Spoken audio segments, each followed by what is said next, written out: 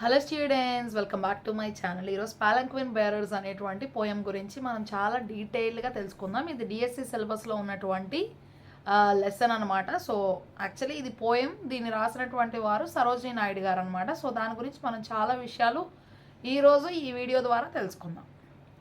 పాలంక్విన్ bearer Sarojini Naidu also known as Sarojini Chattopadhyay was a famous Indian poetess. Okay, so Sarojini Naidu గారికి మరి ఒక పేరు కూడా ఉందన్నమాట. సో ఆ పేరు ఏంటి అంటే చట్టోపాధ్యాయ అనేటువంటి పేరు ఉందన్నమాట.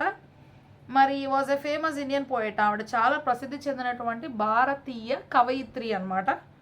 అండ్ మేజర్ ఫ్రీడమ్ ఫైటర్, అట్లాగే ఆవిడ చాలా ఎక్కువగా స్వాతంత్రం కోసం పోరాడినటువంటి స్త్రీ. Who went on becoming the first Indian women. So ఆవిడ ఏంటి అంటే చాలా ముఖ్యమైనటువంటి మొట్టమొదటి భారతీయ స్త్రీ అనమాట. To be appointed the president of the Indian national Congress. మన భారతీయ కాంగ్రెస్ పార్టీకి మొట్టమొదటి ప్రెసిడెంట్గా వ్యవహరించినటువంటి స్త్రీ అనమాట. అది చాలా గొప్ప విషయం. To be appointed as the president of Indian national Congress and governor of any state in India. So ప్రెసిడెంట్గా, గవర్నర్గా ఒక్క స్త్రీ అనేటువంటి ఆవిడ రావడం ఆ రోజుల్లో చాలా కష్టం.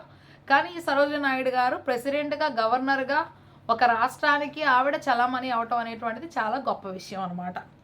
Most of all she was noted child prodigy and a master of the children's literature. So ఇంకా ఆవిడ గురించి చెప్పాలి అంటే పిల్లల గురించి చాలా బాగా ఆవిడ రాస్తూ ఉండేవారు అనమాట.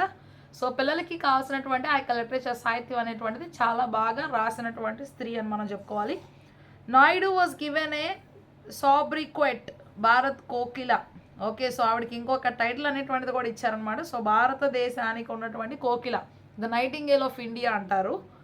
So the nightingale of India on account of beautiful pomps and songs. ఆవిడ మంచి మంచి పద్యాలు, బ్యాంగిల్ సెల్లర్స్ అని, తర్వాత in the bazaars of Hyderabad అని, సో మంచి మంచి పద్యాలు ఆవిడ రాయడం జరిగింది.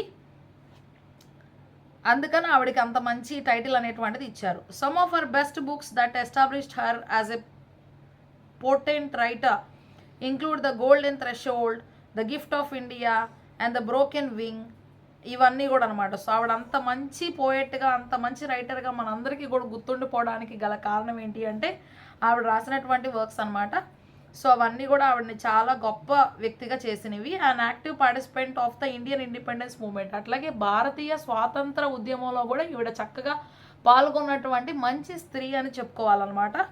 Naidu join the national movement taking Gandhi's call. Gandhi గారు ఏమైనా పిలవడంతో ఈవిడ వెళ్ళి చక్కగా అందులో పాల్గొనడం జరిగింది. And join him in the popular salt march to Dandi. అట్లాగే మరి ఉప్పు సత్యాగ్రహం చేసేటప్పుడు, ఈ సాల్ట్ సత్యాగ్రహ జరిగేటప్పుడు దండి మార్చ్ అనేటువంటిది, అంటే ఉప్పు తయారు చేయడం, ఒక ప్రాంతం నుండి ఇంకో ప్రాంతం వరకు కూడా వారు ఒక ఉద్యమాన్ని కొనసాగించారు. అందులో కూడా ఈవిడ పార్టిసిపేట్ చేయడం, పాల్గొనడం జరిగింది.